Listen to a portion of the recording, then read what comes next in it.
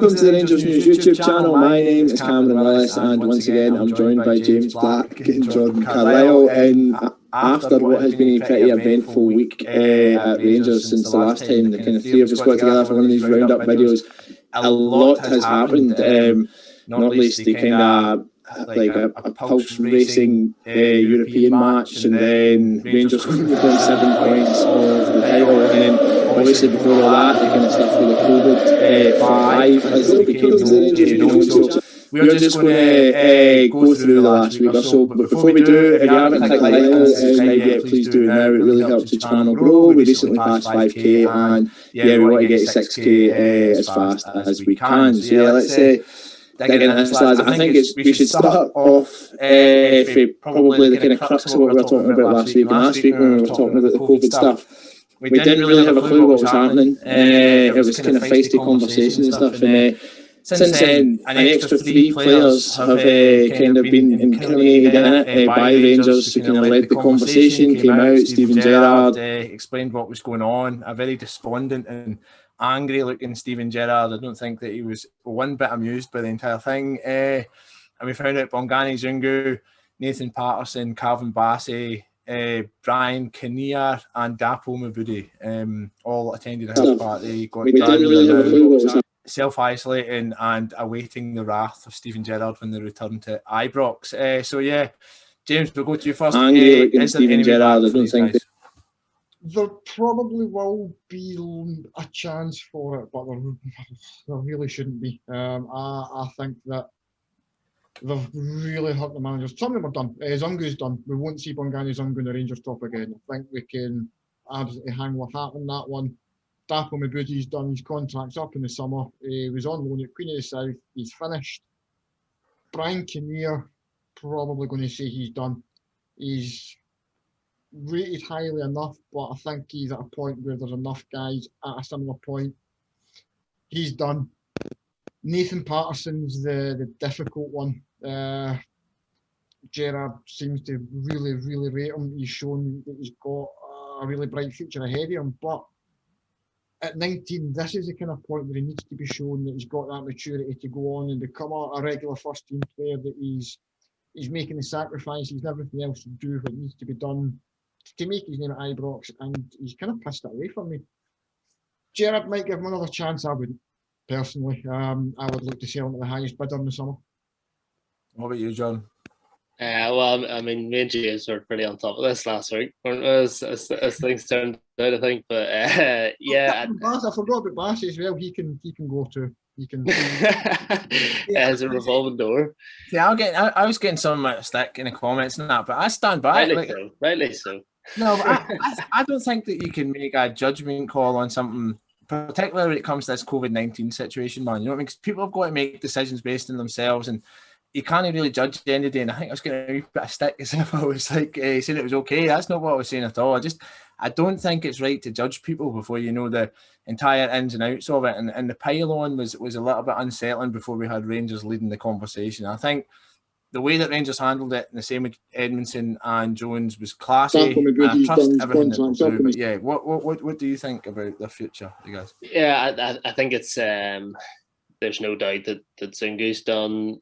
I think almost secretly there might be some relief to an extent with Rangers. So Gerrard will come out and say, "Oh, look, I'm really disappointed in this situation."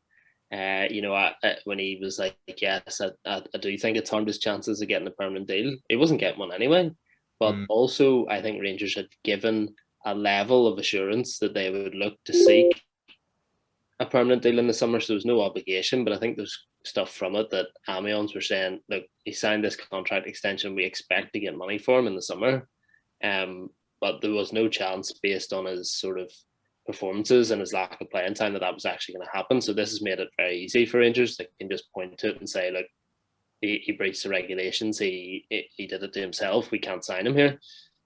So I think that's almost a bonus in some ways, while it might leave Rangers short of bodies a little bit if Jack's out as well. But the two young guys, Mabudi, he was probably going to be leaving anyway. You know, a lot of the other players who left on loan in January signed contract extensions before they left. He didn't, so I think that was a sign that he was probably going to go anyway. Kinnear, I was having a look and I wasn't overly sure. Couldn't really work out whether his contract's at the end or expires at the end of this year or next year. But I'd agree with James that there's loads of other keepers coming up through the ranks in terms of Wright and McCrory and that sort of stuff who are at a similar age and level, and the Hogarths as well. So I think it's probably probably going to lead to the end for him. I would say that both Patterson and Bassey probably have a chance. I think it would be hypocritical to some degree if you just allow Patterson to have a second go and not Bassey. Obviously, Bassey's slightly older, but if you say that it's acceptable for one, more acceptable for one, or one is more deserving of a chance than the other, just because he came through the academy, is almost the opposite, because he knows exactly what the club's all about. He knows the expectations. He's a Rangers fan, so he shouldn't be given more of an opportunity, I don't think, than Bassey as such. But I think given that they're both young, crucially under contract for a while, and also key players because of the lack of other backup at the minute. So if Barisic goes in the summer, say, then you've only got Bassey. So if he was to go as well, you're looking at replacing bringing in at least two more guys, even though you've got Maxwell. So I think it would almost create more work than is necessary to let those two go. I also think you're not going to get anywhere near as much money for Patterson based on a couple of first-team appearances as you might after a season or two, even if they decide down the line there's something different. So I think they'll both get a chance, but probably not for the other three. I'd agree with that. I think them two are going to be the ones that come out the other side of it. But I mean, the Zungu thing is mad. The guy's like 9 years older or something like that. He's going to parties with 19-year-olds. Like, you don't actually know what happened, but 10 people were given tickets. 5 of them are players. I wonder who the other 5 are. Were the girls? I don't know. But I mean, he's floating about with people that are. I mean, what was Steven Gerrard doing at 28? You know what I mean? Like, he needs to grow up, the guy, man. I personally am most disappointed in that guy, simply because he's a senior member of the squad. But there's also part of me, like, obviously Patterson and Bassey are good players. They might not play for the rest of the season. They did have bright futures ahead of them prior to this. I think they'll find a way back into the squad, but maybe not, because Steven Gerrard just was so fuming, like, you see, then you could see it. But I think comparable incidents, I think the way that there's been a reaction to incidents up north is in startling contrast to the way that there's been a reaction to incidents down south. Like, Mason Greenwood and Phil Foden breached regulations when England were in Iceland, if you remember. Now, I mean, it was probably the fan reaction was generally like it was funny, which I know is clearly unacceptable, but the fan reaction up here is considerably different. And there's obviously different standards at Rangers, but those two guys, right, have now come back into their teams and probably the brightest young English talents around. So do you think Rangers could maybe learn a lesson from that, or do you think it needs to be this hardline approach? I think the people are kind of forgetting a little bit of some of the reaction about the Greenwood and Foden stuff, because they were kicked out of the England squad. There was lots of calls for them to be kicked out of the clubs from City and United fans. The papers were all over them for it. There was a big reaction to it. But I also think that you're kind of comparing apples and oranges here, and that you're comparing Bassey and Patterson, two guys who've played a combined total of maybe 10 games as professionals, against two senior internationals who've played Champions League football, they've played for England, they've played Premier League, they've played at the highest level for some of the biggest clubs in the world consistently.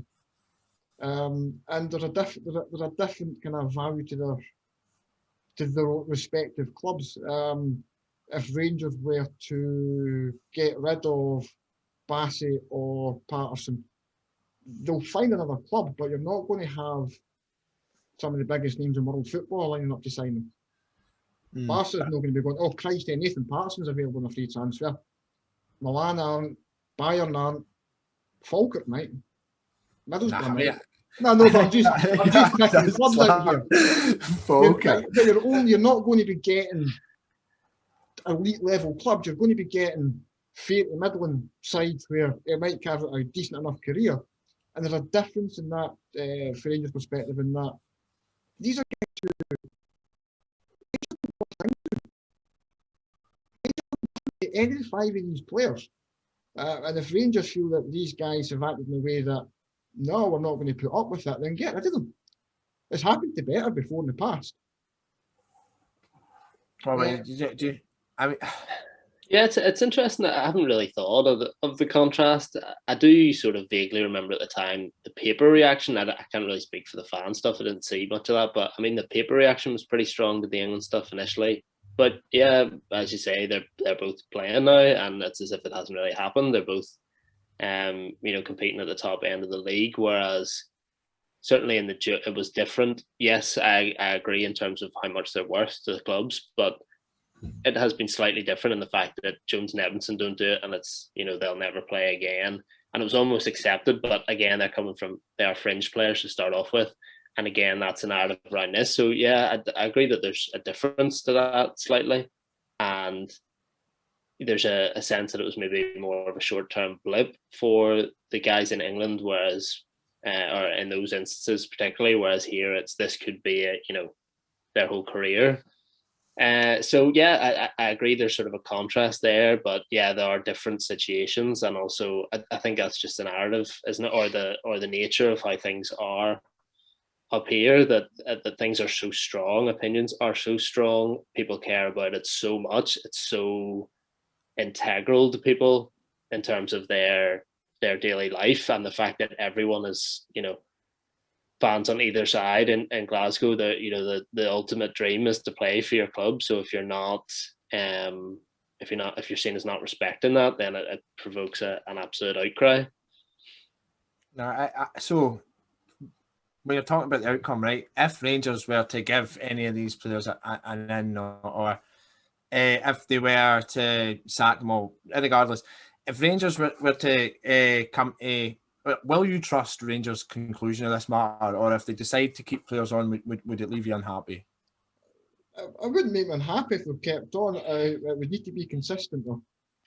That would be the big thing for me. There would need to be a consistency about it. We can't go, we'll turn a blind eye to this player, but not these players, and do it. I mean, you've said with Phil Foden and Mason Greenwood, that's one of the justifications that you gave. But they're not players at Rangers. We can't control Manchester City's disciplinary policy. We can't control Man United's disciplinary policy. We can only control guys that are at Rangers. So when we've now had 7 players that have breached the regulations and who've all now been fined by the police as a result of it, we can't be treating 3 of the 7 differently, or 5 of the 7, or whatever it might be. All 7 need to be treated the exact same. And any ones that break it in the future need to be treated the same. Other than that, yeah, I think we made a rod for our own back with Jones and Edmondson. And anything different to what's happened with them would be unfair on those 2 for a start. What about you, John? Yeah, I just think the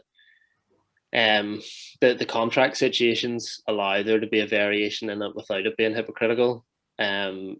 Amongst the players, but I'd agree that there needs to be some sort of consistency. I'm not going to feel strongly about the situation. I don't think once Rangers have dealt with it, I think they'll do what suits the club best, and that in the case of potential transfer fees and stuff like that, that might also be playing to the reckoning, and that's something that's important when you have young assets and things like that. But yeah, as long as it's not hanging people out to dry that are easier to hang out to dry, and keeping all the other ones for other reasons when they've done the same thing.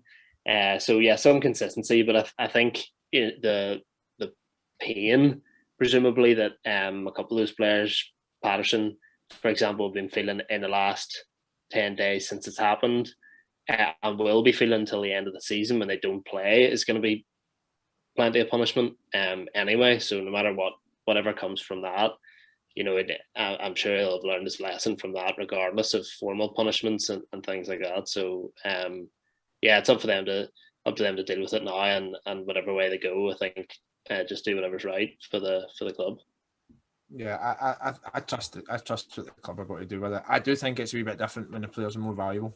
Like, I'm not saying it justifies anything across the bat, but I mean, I even agree with the thing about Mason Greenwood and Phil Foden. I think that because they're such good players, it helps them come back into the fold. But I think there will be a level of punishment dished out by Rangers, and whatever it is, I think will be appropriate. But I mean, if Zungu goes, I don't think it means that Patterson, or even if Jones and Edmondson go, I don't think it means that somebody like Nathan Patterson has to go. That's just my personal opinion. I don't think it needs to be blanket, but there needs to be some level of consistency with punishment, etc. But I don't think that it perhaps merits losing two potentially talented players. I think there is a way back for the more important members of the squad. But anyway, let's move on from that and close the door. And by the way, on that, I actually quite like how quickly everybody moved on for it. You know, it was so big for a couple of days, and as soon as Rangers came out, they just sent a message, were clear what happened, and people just seemed to kind of move on from it quickly. And I think that's to the club's credit, because it set the record straight. Do you know what I mean? But yeah, after that, obviously, we move on to Thursday night. A huge game. James, how just excited were you pre-match and then throughout the match, just for Europe to be back? I was excited enough pre-match, but by the end of it, it was just, that was horrific. That was an hour and a half of just end-to-end. Oh, man. It's great just having European football back again, because it's something different to look forward to from kind of domestic stuff. And as much as we're all really excited about getting the title and everything, getting the games over the lines no exactly been that enjoyable recently. So kind of having European football back's been a wee bit of a change, different pace, different style of football for the opposition. And it was brilliant to have it back. How about for you, John? Yeah, it's a different style, isn't it? Different sort of feeling going into different in terms of the game, the dynamics of the game, stuff like that. More of a test, I think, for the players. More of a, like, not just mentality and not just showing, managing to get past blocks and stuff like that. More of a test, a footballing test. And it's just a lot more interesting to watch. It was kind of weird, though, because the defending was diabolical in the game. And I know, even when Rangers were 3-2 down, I wasn't really concerned that they were going to lose the game. It just seemed unrealistic that they wouldn't get another 4 chances before the game finished, even though there was only 15 minutes left. It was so open, and it genuinely could have been about 8 all. That's the thing. They missed several chances themselves.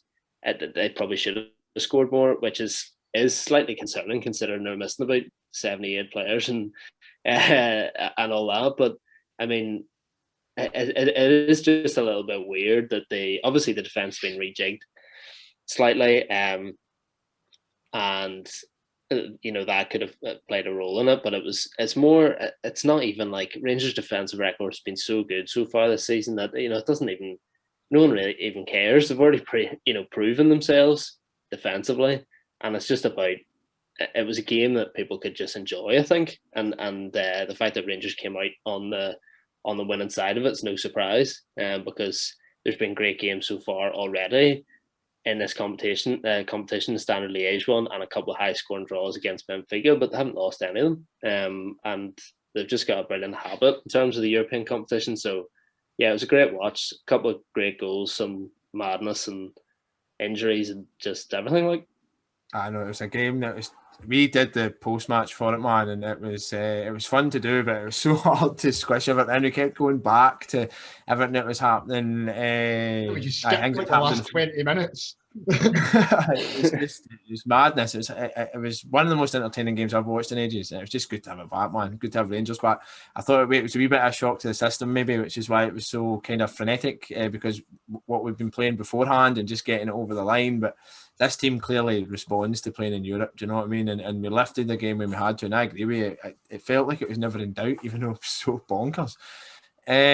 But yeah, now we're obviously going ahead into the first game. I don't want to go through the game too much. But one kind of major talking point I had from it was the performance of Alfredo Morelos, who we'd obviously not seen for 3 games before that. He comes straight back in. Rangers are a much better team with Morelos in it, aren't they, John?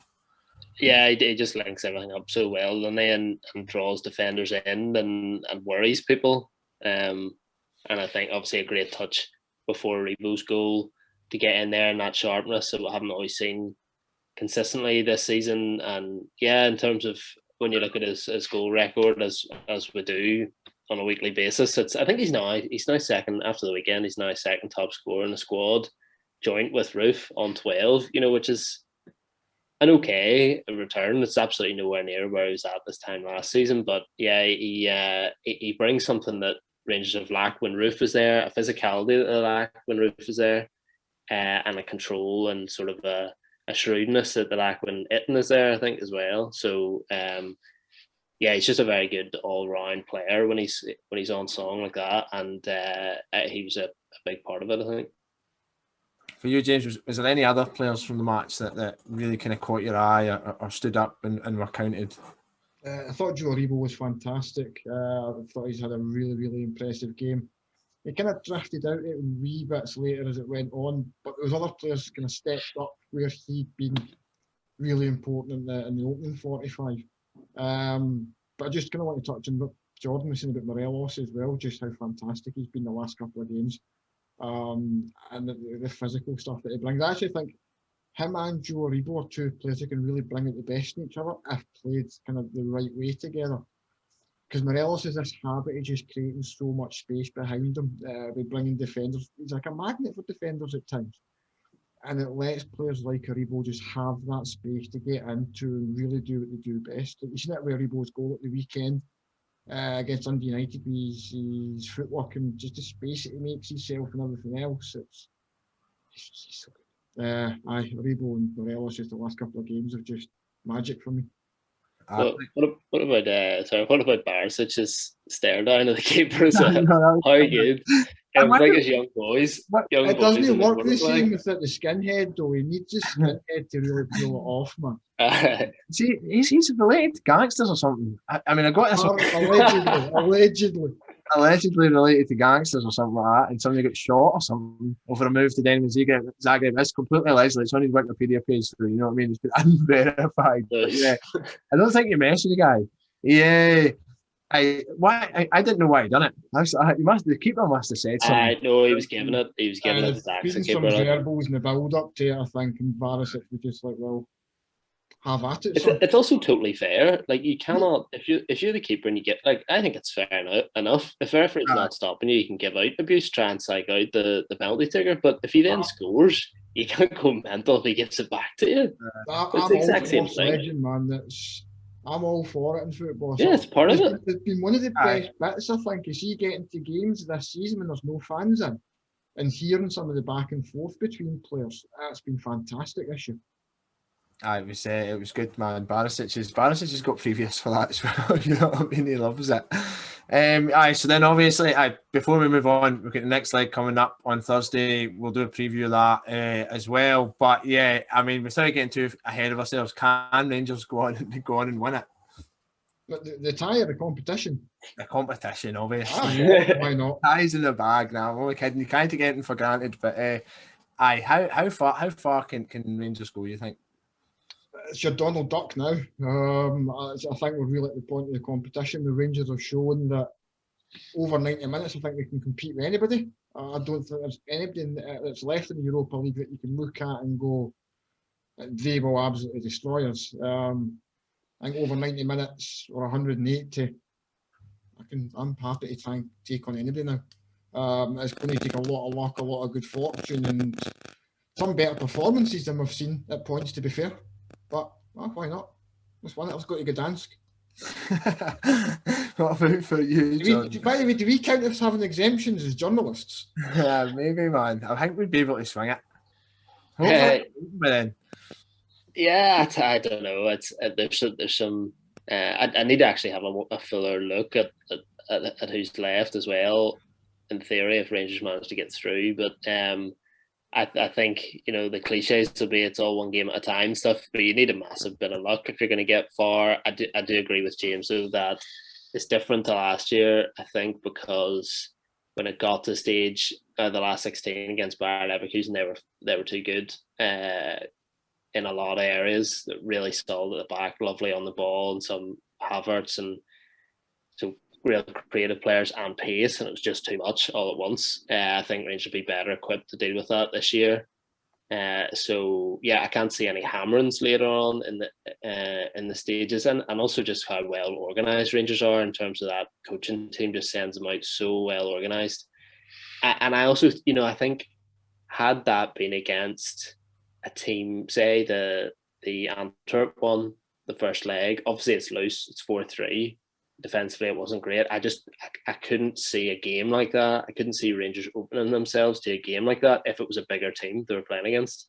I just don't think it would have happened. It was because I think there was a sense that we can actually go out here and win this game and give ourselves a real boost and a real advantage going into the home leg. You know, if Rangers were going out there to try and get a 1-1 or try and keep a clean sheet, I think you'd see them make a much better job of it than in Belgium. So yeah, no, I think there's opportunity to go as far as obviously and potentially beyond last year. Yeah, I think no matter what happens, I mean, we still have to get through Antwerp, and I think you've got to respect that tie. But the fact that they've got to score 2, you know, at Ibrox, and then theoretically we wouldn't have to, we can't score. You know, I just think it's a real tall order for them. I mean, still think it'll be a challenging tie. It's certainly not over yet, and it maybe feels a little bit advantageous to be speaking about the next round and stuff after it. But should we be in the hat? I imagine it'll be on Friday, or whenever the draw is. I don't think any other team wants to get Rangers, you know, because the team's just got so much balls, you know, and they'll give MD a match. But yeah, it's something to enjoy, certainly. So we then move on to Dundee United at the weekend, and me and James were speaking about it before the game, and I think we both were kind of coming to the conclusion that perhaps we'd take some kind of momentum from Europe into this. James, do you think that happened? I think it did eventually. It was a kind of poor start against United at the weekend. Couple of changes to the side and whatnot. I think kind of threw the momentum off a little bit. But once you kind of got over the first 25 minutes, Alan McGregor made a couple of good saves to keep us in it. It got very easy very quickly, and another big step towards a very, very imminent title party and blow up Sharks and everything. My mind is ordered by I've got mine coming from Amazon. I can't wait. What about for you, John? Do you think that this Rangers team kind of thrives off that Thursday to Sunday, or yeah, get something from that big European occasion? Yeah, undoubtedly. I think if we actually went through it systematically, looked through it over the last couple of seasons, there's very rarely, because that used to be a big sort of narrative in English football, how big a disaster teams were after playing in Europe, and particularly I think when the Europa League, I think it was probably when it was the UEFA Cup still, and it wasn't seen as overly glamorous. It was just a thing that people had to do if they didn't qualify for the Champions League, and teams playing in that really struggling afterwards, you know, mixing their team up during the week and then coming back and really having a hangover. I just don't think it's happened really at all for Rangers. And I think, that they've got a group of players who just love playing games and going at it. There's players like Goldson and Arfield and Tav are all sort of embody that sort of concept of just getting out there and giving it stacks every time, and I think it works well that way. So there was never really, I wasn't really concerned in terms of Rangers prospects going into the weekend. I thought Dundee United were sharp at the start, in a way that a lot of the other teams haven't been at Ibrox this year, adventurous, playing with multiple guys in Apare, Shankland and Clark, all guys who are, you know, can play as forwards and have a bit of creativity and a bit more quality than some other players in the league in the final third. So I thought they caused a few problems and did well early on, but then wee bit of luck about going ahead, certainly the second goal. But I thought Rangers played some lovely stuff, the best stuff played in the league for a good while, and it was comprehensive in the end. I don't think it's any surprise it came after the European game for me. I think James touched on him earlier in the video, but just how good is Joe Aribo when he's good? Like, it's sensational. I mean, he obviously had the first one, which where it was going to go off Aribo, but that was neatly finished. But the goal that he scores is an absolute beauty, and I think Steven Gerrard was calling him the real Joe Aribo after the match, and again it was something that me and James had touched on in the preview video. We were talking about Aribo trying to find that level that he was at before he was injured, and do you think he's a kind of first name on the team sheet now, James? Not quite. Certainly not off just based on his performances. I do think that, I mentioned it before, that Gerrard's given them this kind of consistent run of games to try and get a sort of good tune to him. So I think for that reason he's kind of one of the first names. But I think he's still got a wee bit still to go until he's actually there deservedly on merit. He still drifts out of games a wee bit too much for me.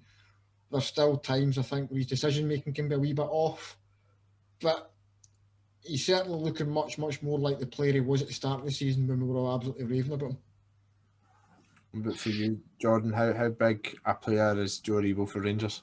Yeah, he's developing, I think, into a really big one that Jared's obviously talked about a lot in the past, and how good he could be. I think probably a sign of how good or how much potential he has is that he can be very, very good whilst also having clear weaknesses in this game still. I think, the 50-50, the physicality side of things still isn't there really from him. I do think his decision making could be a lot better in around the box. His finishing could be better. And he should be probably contributing more goals and assists across the year than he has done so far.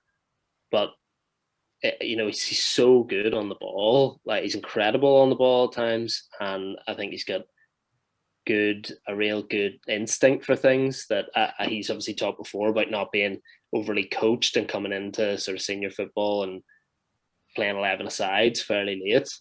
And I think that's an advantage in some ways. And yeah, the goal at the weekend was brilliant, but the fact that he's managing to play in this Rangers team, and I think it was already talked to James about this, that basically he manages to get in some way, whether that's in midfield or for Jared wants to get him in the 11 at the expense of multiple other people, depending on the thing. It could be comes in for Kamara, or he could play instead of Arfield. But then if both of those two players play, he could actually go forward and play instead of Hadji. He wants him in the team. And the exposure and getting through loads and loads of games is going to be good for him as well. So I think he's has the potential to be very, very valuable as a player for Rangers, and also as an asset. So I think the skills hanging out of him, and if he can get to a level of consistency and stuff like that, then it'd be a brilliant player. And for whatever it was they paid, the compensation fee, like 300 grand or something like that, absolute bargain again. I see it's more than just he's obviously a top class player. You see it, and he plays like he's playing a game of fives all the time, but he's just such a likable guy as well, isn't he? He's just got a really, really positive kind of personality. It's just cool seeing him in a Rangers top, kind of jiving around Ibrox. Cool. I think he'll go into big things. He's a top player for us, and I mean, he's not the kind of player I'm scared of losing at the end of the season. I think he's the kind of guy that will take it into the Champions League with you. You know what I mean? I think he'll still be here next year. But we couldn't kind of finish this kind of this roundup of the weekend's action without looking at the madness of a 7:30 kickoff or something like that. And in Dingwall with Celtic against Ross County, and Blue Nose striker Jordan White steps up, scores. I think Rangers went into it, I think it was needing 13 points, and now we've into the weekend needing 13 points to clinch the title, and we've left it needing 7. So huge result, and I think any Rangers fan that was like not counting their chickens yet, I think every single one of them just accepted from that weekend there that this is going to happen for us. And the most incredible thing is it may well happen at Celtic Park, and as the weeks get closer, it just seems like that seems like an inevitability. James, will we win this league title at Celtic Park this season? No. We'll win it before. You think we'll win it before? What about you? I think we'll win it against St Mirren on March 6th, or when they play United the following day. I'm not convinced that they'll drop points against it, because they've got Aberdeen and Dundee United next. We've got Livy St Mirren. So they drop points against Aberdeen, we can win the title at St Mirren. But I think we've seen how spineless Aberdeen can be against Celtic. It'll probably be 7-0 or something. Every chance. But I really think they could drop something at Tannadice, and if they do, it would be just... I can't wait, man. Seriously, it's coming, man. It's coming, and I can't wait. What about for you? Do you think it'll be Celtic Park, Jordan? I don't know. It's almost really strange, isn't it, that there's a wee sort of league within the league, or a wee like mini thing, that it's been so comfortable that now people are like, the main story is when's it going to happen. Imagine imagine sitting down like at the start of this season and being someone predicting that Rangers would win it before the split. Like, I think that'd be I don't know. Like, I think you'd have been laughed off, and probably rightly so, because it's kind of weird now that all of Celtic's major flaws have been exposed. But in terms of results previously, and in recent seasons, it just hasn't looked like there would be some sort of collapse like this, as monumental as been. And losing to Ross County twice is just unbelievable. The really big thing for me about this is, see, as bad as Celtic might have been, and as much an utter shambles that they might have been, it doesn't matter. We'd have still won the title this season. I'm not disputing that. I get it, but just the fact that we're looking at when you're winning like 106 points this season, which would match their Invisibles. Yes, I know I said Invisibles. I mean, see that team, right? That Invincibles team that's lauded. You know what I mean? You get all the BBC sports writers writing like poetry about them and all that, right? Honestly, right? I mean, Brendan Rodgers, as like a manager, has underachieved in Europe, right? So whilst he's managed to get Leicester team into a good position, etc. Celtic, right? 16 years it took for a Scottish team to go. No, in fact, that's a lie, because Rangers done it in 2011 or something like that when we played PSV. But Celtic haven't been 2 rounds deep into a continental competition since 2004 or something like that. So for all the fawning over this team and stuff, I think the fact that our European run is running parallel to this astonishing season that we're having is to our immense credit, and we're not getting enough of it, because I think it's kind of inevitable, though, isn't it? Because like the story, I don't know. I do think, yeah.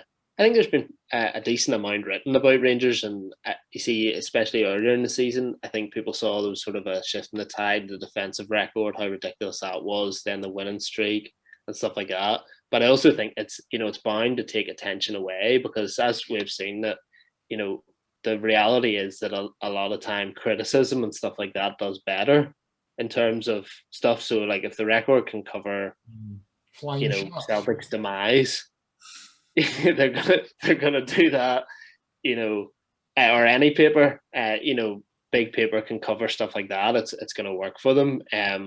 But I think it's just so surprising the way they've utterly imploded in the face of Rangers finally. And I think Dave King, literally during all this, must just be sitting back somewhere, like smoking a big cigar, being like, "I told everyone this." Everyone laughed at me from the other side of the thing. They said, "No way is this going to happen," and he's literally he is called an absolute blinder, because it has been last daily record columns. I've been calling this for a couple of years now. If it's 5th time lucky, it doesn't count quite so much. But I mean,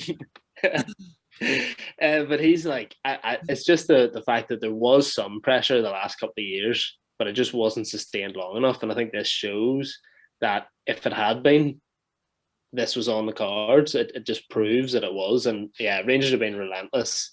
And the fact that, Celtic, when they were under pressure at times, even when Neil Lennon took over last year, they were grinding out wee 1-0s and scoring last minute goals. And that, coupled with Rangers' drop off, led to the shambles at the end of the season. But it's just been the total opposite, that Rangers didn't play great for about a month straight there.